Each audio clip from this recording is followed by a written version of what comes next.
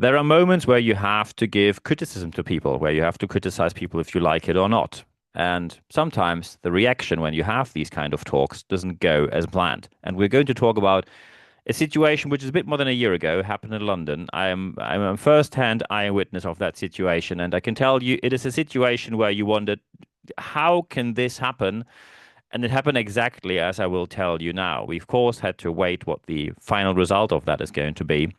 So what happened was, let's assume you lead a team and your team is based in a situation where you have to book certain things into a software. So certain resources need to be booked in a certain way into a system because based on that you have financial reports, based on that you have project planning, based on that you have pricing, based on that you have deadlines communicated towards the client. Anything is based on that system. And you have someone who came from a different department they wanted to develop further, also to make a bit more money. And they got into this department, and in the beginning they made mistakes, which is normal because it's quite complicated task. And then you onboard them more and more, but the errors keep continuing. And even after a while, when the person is there for a year and a half, still too many errors happen compared to anyone else in the team. So you sit down and you have a moment of criticism, a critique talk, and I am again, I'm eyewitnessing this. The leader was extremely well prepared, was extremely calm, saying, hey, this is not about getting you out of the department or firing you. This is only about making things better. So less errors happen in the future. And of course, that's pretty good, I think. So what happened then was that the other side listened in the beginning. And the leader, very well prepared, said, okay, this happened at that time. So very clearly describe what happened and what were the consequences, why the leader thought this is going to happen. And of course, ask questions. How do you see it? The other side immediately denied it, but not giving any kind of reasoning for denying, just saying, no, I don't see it that way. When the leader asked why, I just don't see it that way. I just don't agree with you. So not giving any kind of substantial answer. And suddenly, when it went a bit back and forth, in the middle of a phrase, when the leader was just trying to give another option of how to make things better, the person said, and I quote word by word, the person said, look, this doesn't feel good to me, what we do here. And I have a coach now, and the coach told me I don't have to do things that I don't like and that are not good for me. So I'm not doing this anymore. Got up and left.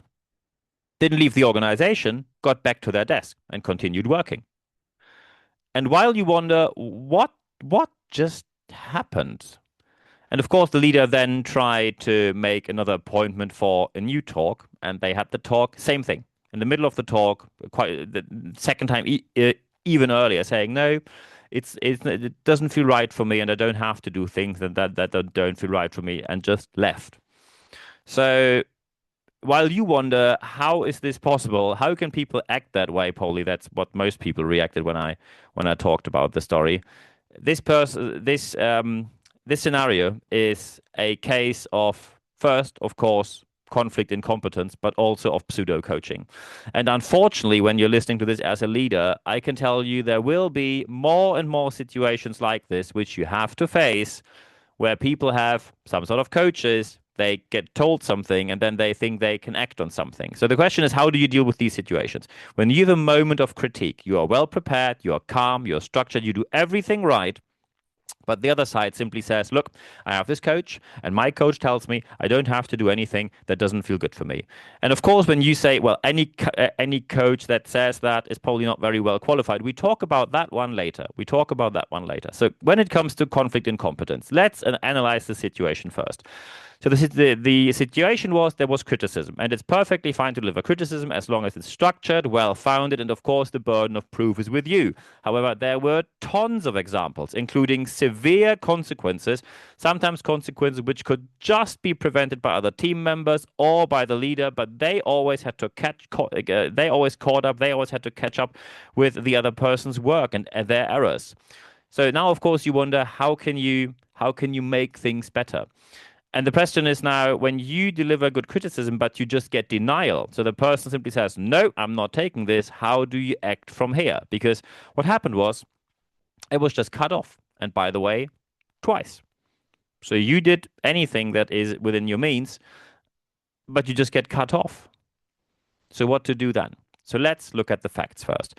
The fact is, and that is number one, critique is part of the job. And by the way, when you say, oh, my leader likes to critique a lot, always wonder, is the burden of proof satisfied? So when you say, when someone tells you, hey, you need to produce 10 pieces of that, and per day you only produce 8, that is unambiguously clear evidence. And then you can talk about why, but the evidence is there. When someone simply tells you, yeah, I think you're not that motivated anymore, and when you ask why, and they say, I don't know, it's just my perception, that's not okay. That's not okay. The burden of proof always is with the person making the claim. So when your leader claims you don't work very well, they have to satisfy the need for a burden of proof that needs to be delivered always from the leadership side. However, not every critique is a personal attack on you. There's a very clear difference between critique and attack. You cannot frame and label anything where someone criticizes you as a personal attack just because you don't like it. Let's face it, no one likes criticism. Anyone likes to hear you're the best person in the world. However, feedback and critique and the conflict arising from it always, or in most cases, leads to significant changes to make things better.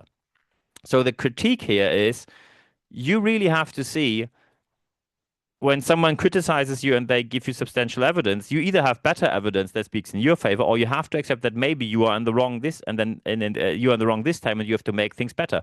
No leader has the right to attack you. When they say, oh, you're just lazy, all the people like you, someone coming from your part of town usually wouldn't be hired here, you only are here because someone who knows someone brought you in here, people of your level of education shouldn't be part of the team anyway. These are just personal attacks. That's, of course, not okay, but that's not what happened here. If someone cuts off a pseudo-critique talk because someone just wants to vent and rant at you, perfectly fine to cut that off. But critique is part of the job. And also, and that's a very important part, when someone says, sorry, that doesn't feel good for me, and I don't do things that do not feel good to me. Here are the news. Newsflash. When something doesn't feel right to you, when something doesn't feel good to you, that is not a legal category. When you say, oh, I really don't like to be critiqued or criticized at work, then maybe the working world is not for you. And by the way, that doesn't entitle you to any kind of financial gains from someone else. When you say, I don't like to work, get along with your life however you want to be or do.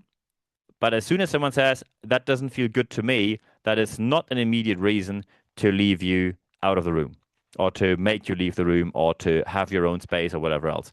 Legal categories also include that you have to give people a chance to criticize you and make things better. It is part of the job to accept feedback and to work on the critique you probably receive. Feedback talks is usually the first place, and critique talks are the more escalated way, when things already went too bad for a way too long time. There is no legal category that protects you and says you don't have to accept anything that doesn't feel good to you. And by the way, I do not generalize here and say, oh, it's always these oversensitive people. No, that's not the message here. Not at all. Sometimes criticism doesn't feel great because you put a lot of work in there, your heart is in this piece of work, and someone says it's really not very good. That is never great. And I can tell you from my own experience. I mean, I got 2 master's degrees, and sometimes my supervisor said, look, I know this was lots of effort and you spend a week on this, but it's just not very good. You should rewrite it from scratch. That's never a great moment. But I did, and that's probably one of the reasons why I got a first in one of my master's degrees here. So it's very important here that from the legal point of view, employers and organizations are entitled to talk with you, and you are entitled to receive substantial feedback with reasoning and not just an opinion. But simply saying, I'm out of this, that's not possible. What usually happens is, why this happens, especially at the moment, is pseudo-coaching. And pseudo-coaching is when a non-qualified coach gives you any kind of one-liner that you like to hear. And I can tell you, out there, you will find a ton of pseudo-coaches. The vast majority of coaches hold no qualifications, and I'm very straightforward here with that. A professionally qualified coach holds academic qualification. When someone says, oh yeah, I took this coaching class with this other coach and they gave me a certificate. Certificates are also okay when they come from credible sources. For example, universities, something with academic backing, proper scientific substantiation. Coaching certifications given away by dubious other coaches, because let's face it, the vast majority of coaches become coached to then coach other coaches, who then will coach other coaches to become coaches, and so on and so forth. It's a huge bubble of nonsense out there. I didn't spend 2 years at university to become a scientifically, academically qualified coach to see that this reputation of this job gets damaged by people who have no clue but use the title anyway. So pseudo coaching always means it's not academically accredited. And by the way, I know that there are coaching associations out there, many of them, many different ones. And the vast majority of coaching associations are wildly non-qualified to give you any kind of certificate. Most coaching qualifications, which by coincidence are led privately by people, only were created to give a feeling of community, and then they sell their services to you. So you rise through the ranks of coaching associations to then sell to others within the coaching association. It's an incestuous cycle of nonsense out there. It's a bouquet of embarrassment. So this pseudo coaching is on the rise. So when the person said, I have a coach, and we ask, is it okay when we ask for who is the coach? And they gave us the coach's LinkedIn profile. Surprise, surprise, holds no coaching qualification whatsoever, has a big mouth and a big ego, no career in the job market, no career in any other sense, and surprise, surprise, not much education in any kind of way. And these people like to tell you things that you like to hear, because that's how they make money. Basically, they sell a good feeling to you. Feel good coaching, completely unsubstantiated, unscientific, straightforward nonsense. So we said this coach is not qualified, but it's your chance. However, the most important phrase in that context is coaches might help you, but the accountability for acting within the organization is always with you. You cannot blame the coach for something that went wrong. When a coach gives you any kind of idea, concept, toolbox, or any kind of nonsensical, motivational, inspirational one-liner, as it happened in this case, and you use that and it has negative consequences for you, that's your problem and no one else's problem. So pseudo coaching is when someone has no substantiation, nothing to their name that qualifies them as coaching, as a coach, but they claim they can tell you what you should and should not do. Stay away from them. Stay away from these people. And when someone says, "Oh, my coach told me," it doesn't feel great to me. By the way, other people can do that as well. Let's just say you approach your leader and say, "I want to have a salary raise," and they say, "Oh, more salary really doesn't feel good for me and not for the organization, and we as well. And we don't do things that don't feel good to us, right? So, no, we don't do that. Thank you, no, thank you, and goodbye." And that's, of course, also not okay. And you wouldn't accept that anyway. So pseudo coaching is a huge, huge issue because pseudo coaching deliberately mixes up certain aspects. When we talk about how to implement now, how to deal with that, how do you implement any kind of activity when you have to deal with that pseudo coaching? Step number one always is distinguish clearly between feedback and critique on the one side, which is common anywhere in the working world. You receive feedback, and when you don't get any better, it's going to be a critique talk sooner or later. However, often people say, "Oh, you can't say that because we're a safe space here," you say. So safe spaces are important. I'm part of the LGBTQIA plus community, as you know. However, safe spaces does not mean that criticism is not allowed. Criticism, of course, especially when it's substantiated, is perfectly fine. People are allowed to give you feedback and critique within a safe space. If you claim any different, you have no idea what a safe space is.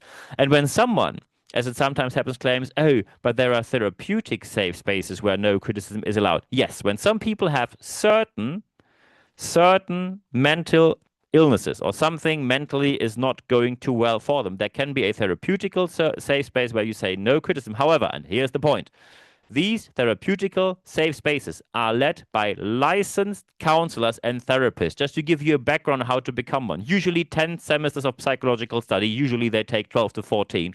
After that, it takes 7 years to become a registered and licensed counselor or psychotherapist. So you have roughly 12 to 14 years, if not more, of experience and academic highest level qualification. Then you are allowed to do that. So any kind of across the street walking coach telling, "I do a therapeutical safe space," no, you don't. You're not even allowed to do that. But I know that we have a lot of unlicensed counseling and unlicensed therapists out there calling themselves coaches. And that, of course, is not acceptable. So very important here, when you experience that, you need to be very clear with the reaction. And after having 2 attempts with that person and the person cut off both of them and then was unwilling to do a third one, which you don't even have to offer, then the reaction was unambiguously clear. It was told to the person that first they receive a written warning. Second, they are moved back to the old department where they worked before, which is a clear demotion, including a lower salary. And it, of course, ended as you now expect. The person went to court against two things. First, of course, they said, you cannot tell me I have to endure a feedback and critique talk with you. That's forced and that's not legal. And the second thing is they said it's an illegal demotion and it's a financial damage. By the way, with these two cases, they went through all instances and, drumroll, lost on all counts. They were nowhere near winning during the whole process, but they still kept going. And that is where you see where sometimes coaches almost go not even from pseudo-coaching into esoteric coaching, but also into some sort of obscure sect or cult. Because, of course, immediately after they lost two cases, and of course that cost a lot of money, especially in the UK, the coach then told the coachee, "Oh yeah, these are all these people who are all they're all connected. It's all the negativity. The negativity people always stick together, They are all connected. It's always the establishment." And then immediately claiming that the court is not legitimate to make a call. And by the way, try to tell a court or a judge, "Sorry, doesn't feel good to me, and I don't do that." I'm sure that the court will be less than impressed. And by the way, just try it on lower levels. Just imagine when Met Police in London stops you and you say, "You want to do traffic control? Sorry, doesn't feel good to me. I don't do controls. Thank you, goodbye." And just look what happens. Just look what happens. And they will very clearly tell you who is going in charge, who is in charge for the controls here and for the checkups. So it's extremely important. Be clear on the reaction. That does not mean that you always have to fire people. But by the way, after they were demoted, the person left the organization, obviously very convinced about their talent. And about a couple of months later, started a new job, which, even in the politest words possible, is a massive step backwards. I don't know if they were financially able to get the same salary, which I doubt, but career-wise, a massive step back. So when a coach tells you you're great and you're clearly not, maybe you work on your skills and not just listen to pseudo-coaching. So feedback versus critique, perfectly fine. Safe space needed, a therapeutical safe space. That's not what you do unless you are a fully qualified, licensed and registered either counselor or psychotherapist. The reaction needs to be unambiguously clear because otherwise other people will claim the same. Any kind of criticism, they will block and say, "It's not good for me, so I don't do it." So you need to be clear on the reaction. Very important is you need to prepare your leaders for this because pseudo-coaching is around more and more and more online as well as offline. So people fall victim to it left, right, and center. Be prepared for these moments because otherwise they will haunt you very, very quickly. It's extremely important now that you qualify yourself. And as soon as you do everything as we just discussed, things will turn out way better. And I wish you all the best doing so and putting that into your real world practice. And when you now say, "Hey, I really need to discuss something with you," feel free to contact me anytime. First, of course, when you now watch me on YouTube, feel free to like the video, subscribe to my channel, comment, leave a comment under the video. Very, very happy to comment and chat with you. Also, leave a review here on Apple Podcasts and Spotify. 5 stars would be nice. Thank you very much for doing that. And recommend this podcast and videocast anywhere, friends, colleagues, in your company, organization, football club, wherever. So share it on social media. Anything is much appreciated. Of course, you can also follow me on Apple Podcasts and Spotify, or go to my website, nb-networks.biz, so you see what I do for a living. And when you now say, "Hey, I have something, but I can't discuss it in public because it's just too private," feel free to send me an email, nb@nb-networks.com, and then we can discuss it from there. Thank you very much for the very good discussions we had during the last couple of weeks. Very much appreciated. If you want to join our live sessions, we always have live sessions every single month where we can discuss absolutely anything and have lots of news during these live sessions. expert.nb-networks.com. When you go there and put your email address in there, no worries, you only receive one email every Wednesday morning. It's 100% content, ad-free guarantee. And there you get full access to all the podcasts, to all the articles, all the video casts. And we announce date, time, and the access link for the next live session, only announced via the leadership letter. So I look forward to seeing you there. And of course, you can, connect with me on LinkedIn. Do the proper connect, not the follow thing. Connect with me properly. Of course, you can follow me on Instagram. You can like me on Facebook. And of course, subscribe to the YouTube channel. It always pays off to put a little bell in there so you get a tiny bit of notification when a new video goes online, which we have usually once per week. Thank you very much for doing so as well. And of course, when you contact me, I answer every single message within 24 hours or less. So I'm looking forward to hearing from you there as well. When you have something very specific, you need a trainer, speaker, coach, consultant, mentor, or you have a project or interim management demand, looking forward to discussing that. If you just want to have a nice chat and just discuss things, let's do that as well. I'm open for absolutely anything. Thank you very much for contacting me, and I'm looking forward to hearing from you. At the end of this podcast, as well as at the end of this video cast, there's only, oh, by the way, but I almost forgot. The most important thing I always say at the end: apply, apply, apply what you heard in this podcast, because only when you apply what you heard, you will see the positive changes that you obviously want to see in your organization. So at the end of this podcast, as well as the end of this video cast, there's only one thing left for me to say. Thank you very much for your time.